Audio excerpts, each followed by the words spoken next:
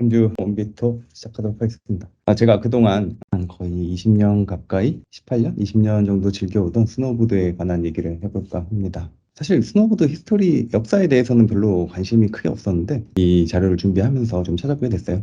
1960년대에 스노보드가 등장을 했다고 하고, 그리고 1990년대 한국에서 이제 처음으로 스노보드를 타기 시작했다고 합니다. 사실 제가 같이 타던 사람들 중에서는 뭐 그 당시에 활동하던 사람들도 있었고요. 95년도에는 이제 하이텔이나 나우누리 뭐 이런 온라인 매체를 통해서 동호회 같은 걸 이렇게 결성되고, 그때 협회도 생겨났다고 합니다. 사실 그 당시에는 스노보드가 이제 생소하고 뭐랄까 나이가 어린 사람들만 타다 보니까 스키장에서 좀 이제 홀대를 받는 경우가 좀 있었어요. 특정 슬로프 나이 들어가지도 못하고 그런 경우가 있었는데, 이제 95년하고 6년 사이에 국내에 있는 이제 홍천 성울 리조트가 개장을 하면서 그런 제약들이 좀 사라지게 되고, 제가 알기로는 피닉스 파크 그쪽에서 모든 제약이 풀린 걸로 알고 있습니다. 그리고 98년도에는 나가노 동계올림픽의 정식 종목이 채택됐고요. 오른쪽에 있는 사진은 서태지의 프리스타일이라는 이제 노래인데요. 제가 스노보드를 이제 알게 된 때는 이제 저 뮤직비디오를 보고 알게 됐습니다. 사실 저 때는 95년도니까 저도 이제 뭐 스노보드를 이제 타기에는 좀 무리가 있었고, 그냥 이런 게 있구나 하고 있었습니다. 그렇게 7년이 지나고요. 2002년도에 제가 처음으로 스노보드를 이제 타보게 됐습니다. 굉장히 옛날 사진인데, 이때가 성우 리조트예요. 아마 이제 저때 한 처음 타보고 굉장한 매력을 느껴서 지금까지 계속 타고 있는 것 같습니다. 스노보드의 매력이라고 한다면은 제가 사실 아침에 나가서 그 상쾌한 공기랑 또 아무래도 상 정상을 올라가야 하다 보니까 그런 상쾌한 느낌이 굉장히 좋아요. 따로 어떤 사람들은 이제 너무 추워서 고생스럽지 않냐라고 하는데, 사실 저도 마찬가지로 되게 고생스러웠고, 그럼에도 할 수 있었던 거는 이런 상쾌한 느낌하고, 아무래도 어려서 시작해서 그랬던 것 같아요. 그리고 타고 이제 스노보드 타고 내려갈 때는 이제 그런 스피드가 주는 짜릿함이 있고요. 그리고 아무래도 익스트림 스포츠답게 여러 가지 할 것들이 많습니다. 그 라이딩뿐만 아니라 그라운드에서 하는 그런, 아니, 그라운드 트릭이라고 부르는데, 그러니까 묘기 같은 거라고 할 수 있고, 또 몇 가지 기물들을 타는 그런 파크들이 있어요. 그리고 스노보드에도 마찬가지로 장비빨이 존재하는데요. 장비들의 조합을 맞춰가면서 타는 재미도 상당합니다. 예. 그래서 장비에 대해서 잠깐 알아볼 텐데요. 뭐 사실 복잡하게 알아보진 않을 거고, 간단하게 데크하고 바인딩, 부츠 요 세 개로 구성이 되고요. 그 외에는 보호대나 장갑, 뭐 고글, 헬멧 뭐 이런 것들이 있는데, 크게 요 세 가지만 설명을 할까 합니다. 데크는 사실 스노보드는 한두 번쯤은 다 타보셨을 거라 생각해서 자세하게 하지는 않을 건데요. 데크에는 크게 사실 라이딩에 유리한 데크, 또 트릭에 유리한 데크가 존재합니다. 보통 이제 앞쪽이 긴 거를 이제 디렉셔널 데크라고 하고, 앞쪽이 길어서 좀 요 엣지가 걸리는 부분이 이제 길어져서 이제 라이딩에 유리한 것으로 알려져 있고요. 그런 것들을 이제 디렉셔널 데크라고 부릅니다. 앞쪽이 길고 요 엣지가 길어서 라이딩에 유리합니다. 트윈 데크는 이제 앞뒤의 길이가 똑같은 모양이라 왼쪽 방향, 사실 이쪽에서는 이제 레귤러 구피라고 부르는데, 왼발이 앞에 있는 걸 레귤러라고 부르고 오른발이 앞에 있는 걸 구피 스탠스라고 부릅니다. 그 양쪽을 스위치해서 자유자재로 탈 수 있게 설계된 게 이제 트윈 데크인데요. 옛날에는 사실 트윈데크가 압도적으로 인기가 있을 때가 있었습니다. 저도 그 당시에 이제 트윈데크를 사고 싶어서 뭐 열심히 돈을 모았던 기억이 있고요. 바인딩도 마찬가지로 이제 라이딩하고 트릭에 낮춰서 나오고 있는데요. 특성을 보자면은 라이딩에 특화된 것들은 이제 단단합니다. 단단해서 아무래도 조금만 힘을 주면은 이제 데크가 빨리 기울 수 있게, 그런 것들은 이제 반응성이 좋다, 뭐 그렇게 얘기를 하는데, 실제로 이거를 느끼려면은 사실 뭐 몇 년 이상은 타야 하는 것 같아요. 처음에는 저도 반응성이 좋다고 말은 들었지 그런가 했는데, 막상 말랑한 거를 신어보면은 느낌이 이제 바로 옵니다. 보드가 굉장히 늦게 따라와요. 그럼 말랑한 것들은 저 트릭에 유리한데요. 아무래도 바인딩이 이제 유연하다 보니까 다리를 이렇게 무릎을 더 접거나 데크를 더 좁히거나 뭐 넓히거나 할 때 좀 더 유연성을 제공해서 트릭용 바인딩을 선택하기도 합니다. 저도 뭐 두 가지를 다 써봤는데 상황에 맞게 사용하고 있습니다. 부츠도 마찬가지로 딱딱한 거하고 말랑한 게 있어요. 스노보드에는 사실 크게 보면은 알파인하고 프리스타일이 있는데, 알파인은 사실 뭐 외발 스키라고 봐도 무방합니다. 하드 부츠에다가 긴 보드를 탄 거고, 제가 탔던 거는 다 프리스타일이었는데, 프리스타일도 이제 라이딩 인기가 이제 올라가면서 부츠의 강도가 점점 더 세지고 또 사람들이 선호하고 그렇게 됐거든요.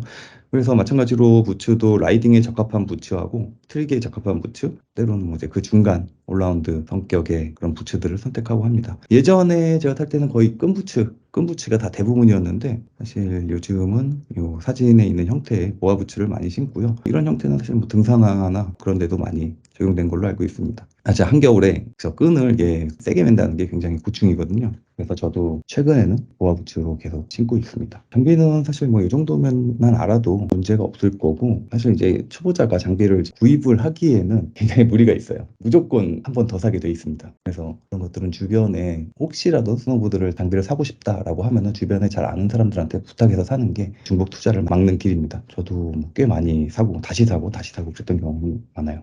놀거리에는 사실 여러 가지 종류가 있는데, 보통 파크로 분류되는 이런 하프 파이프, 얼음벽으로 이제 구성된 파이프가 이제 반으로 잘린 모양의 형태인데, 이거는 아마 동계올림픽에서도 많이 보셨을 거예요. 그리고 커다란 파이프가 성우 리조트의 터파이프인가 뭐 그런 이름으로 있었고, 용평 리조트에도 있었고, 네, 하이원에서도 봤던 것 같네요.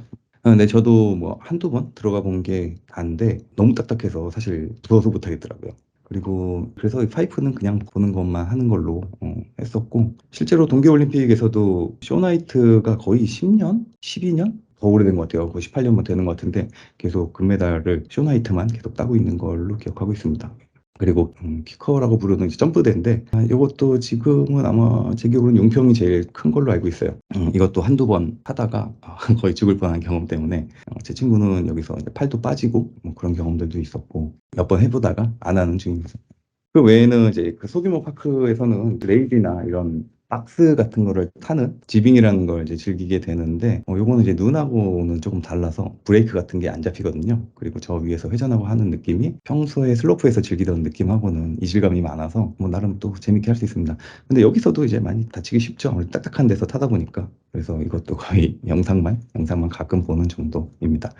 오른쪽에 있는 사진은 그라운드 트릭 사진인데, 아무래도 이쪽이 좀 접근하기가 쉬워요. 트릭에는 이제 앞쪽의 탄성을 이용하는 널리랑 또 뒤쪽 보드의 탄성을 이용하는 알리 계열이 있는데, 그 탄성을 이용해서 스핀을 돌거나 라이딩 도중에 그런 트릭을 하는 것을 얘기합니다.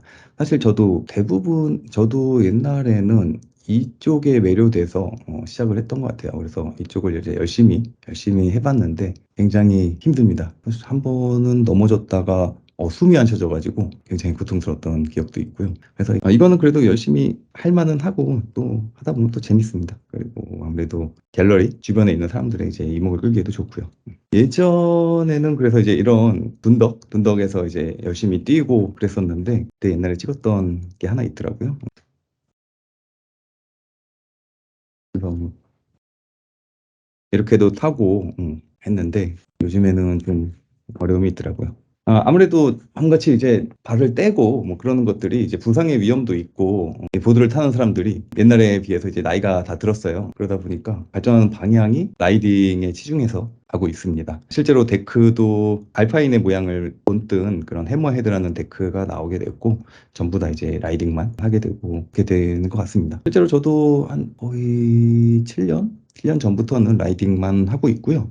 또 예전에 찍었던 사진인데 이렇게 계속 하고 있습니다.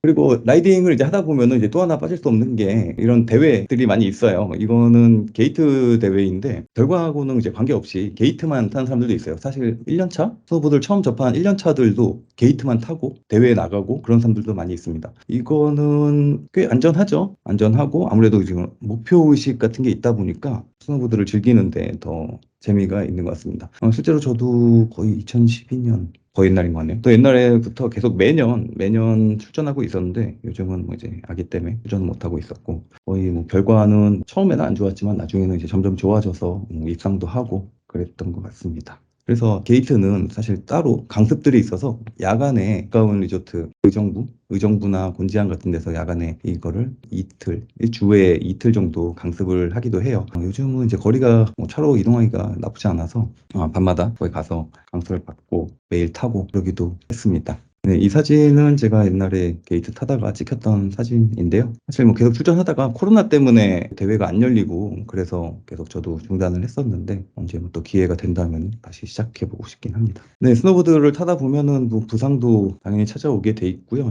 저는 그래도 이제 그 오래 탄 거에 비해서는 많이 안 다쳤는데 왼쪽에는 저 바인딩이 충돌로 부서졌던 날이고 가운데 있는 사진은 제가 잘못 넘어져가지고 다리가 심하게는 아니고 다쳤던 적이 있었습니다. 저 해에는 이제 대회 출전 못하고 저렇게 구경만 하는 사진이 남아 있더라고요. 아무래도 익스트림 스포츠다 보니까 부상을 끼고 살 수밖에 없는 것 같습니다. 제 주변에 쇄골을 다친 사람들은 뭐 부지기수예요. 거의 절반 이상은 다 쇄골을 한 번씩 다 다쳤던 것 같더라고요. 이제 보통 2, 3년째 사고가 많이 나고 좀 오래 탄 사람들은 사실 사고가 거의 안 나요. 아무래도 뒤를 확인하고 사람이 없는 걸 보통 확인하고 이제 출발을 하거나 사람들 지나가면 출발을 하거나 뭐 그런 것들이 이제 몸에 배 있어서 부상이 없는데 아무래도 운전이랑 비슷한 것 같아요. 뭐 2, 3년 차 이제 자신감이 붙었을 때 그때 이제 주변을 안 살피고 하다가 사고가 나는 경우가 많이 있었습니다.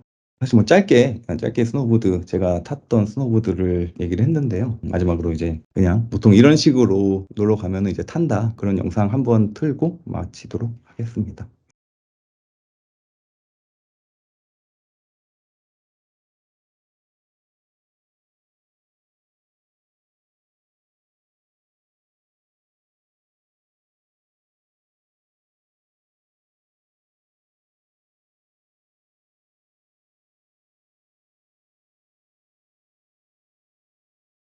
저도 한 2년 정도 예, 쉬었지만 뭐 아이들이 좀 크고 그러면은 뭐 눈썰매장 가면서 뭐 갈 수 있는 기회가 오겠죠.